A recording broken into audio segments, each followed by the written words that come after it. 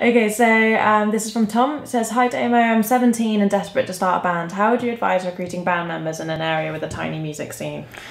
Right, yeah, so tiny music scenes are hard. So for example, you know, I have a lot of people who watch this who are in London or Brighton, Leeds, Manchester, lots of people who are watching from over in the States.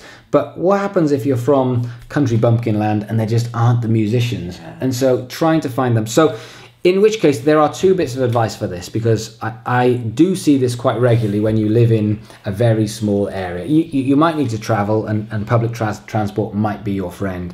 But number one, there will be musicians in your area. There absolutely will. So you might have to compromise a little bit, because you know there might be a guitarist who's into a slightly different genre, but he will be there. So then it comes down to, how do you find those musicians? And more importantly, how do you convince them that you are a winning option to take a punt on? So the way you do this, as is always the case, is building your audience, but using social media. And so this is what I mean by that.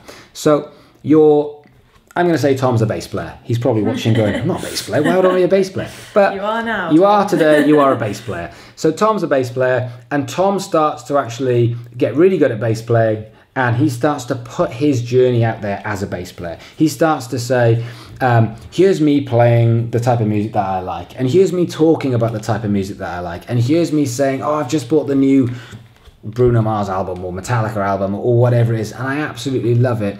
And you're actually doing this in a way that everyone can see. So you're not doing this just on your Facebook, but you're actually putting yourself out there as a public figure, which is a musician, on your own Facebook, on your own YouTube, and you're starting to look at ways that you can actually start to push it. Now, the other thing then you're going to start to do is this is the proof. This is the social proofing, so that when these musicians see you, they just think, this person is a better option than where I am right now. So for example, one thing you can do is you can actually go and find bands in your area that are already formed and say to them, if your bass player can't do a gig, then let me jump in. Don't cancel a gig because your bass player can't do it. Let me jump in and actually be the bass player. No pressure, just give me a set, I'll learn it. And that, therefore, you've got a bunch of kind of ins and links. So should that bass player leave, you can jump straight into it. If you're looking for direct musicians yourself, then you need, because again, there will be musicians out there, you need these musicians to know that when you approach them, and this is the key, not them approach you, when you approach them, they say, "I might be looking for a band." Then they see your stuff and go, "Oh, actually, yeah, this guy's right on it." So it's what you bring to the party, what you bring to the table in terms of your organizational skills, and what you bring to the party in terms of your social media savvy, what you bring to the party and how good you look, what you bring to the party and how good you are as a musician. And so you're pushing this out there. So when Mr. Guitarist sees the bass player and goes, "Wow, this kid's really on it," he's going to be thinking, "I'll do an extra band with you."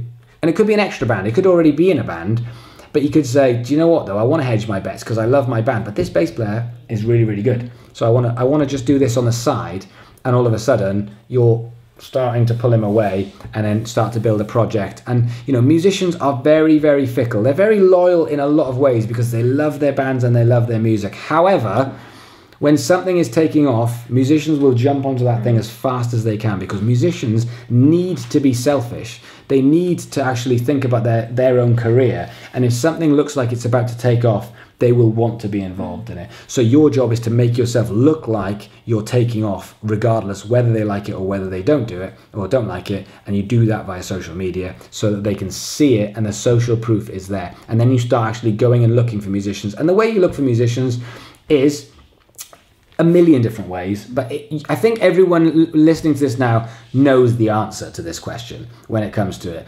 How do you find musicians? Well, there's Twitter searches, there's YouTube searches, there's Google searches, then there's local bands in your area, then there's actually talking to musicians and asking about other musicians, then there's even record shops and putting up physical posters. Yeah.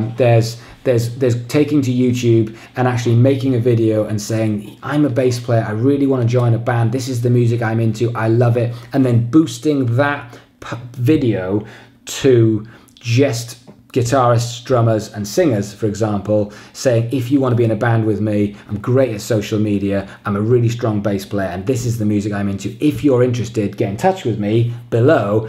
And then you advertise that within a 10-mile radius for just guitarists, bass players and drummers between the age of whatever he is, 3 years below, 3 years above, whatever you want it to be, and that advert goes straight out to them. So there's a million ways you can do it, but this all comes down to how much work you can put in. It's the distribution. It's just like making a record. It's the distribution, how you can actually just keep on going, how you can find forums on Facebook and actually put adverts in there, but not 1, not 2, not 3, not 4, but just every week. I'm still looking for a band. I'm still looking for a band.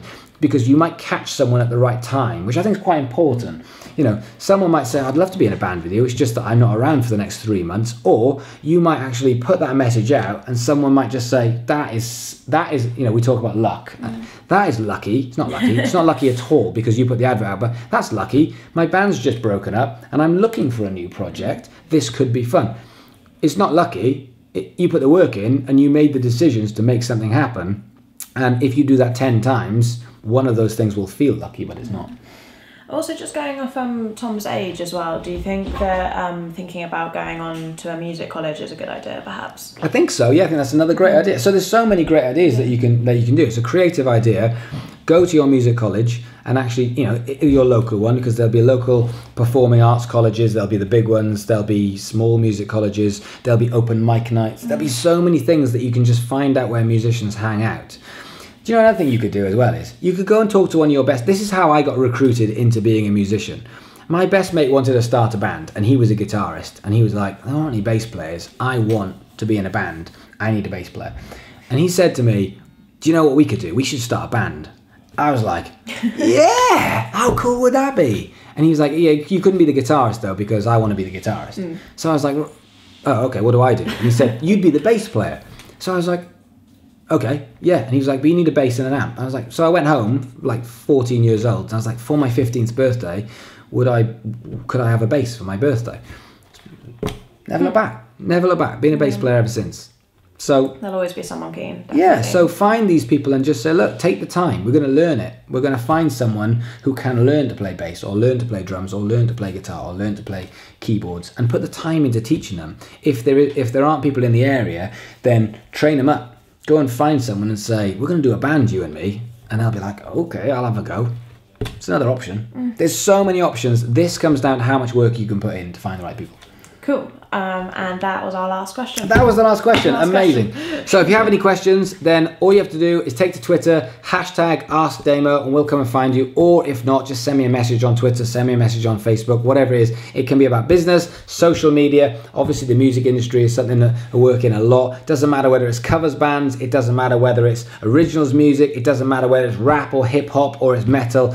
There is no judgment. It's respect for all aspects of music, all aspects of business, and all aspects of social media. So don't think your question is too small or too niche or too genre.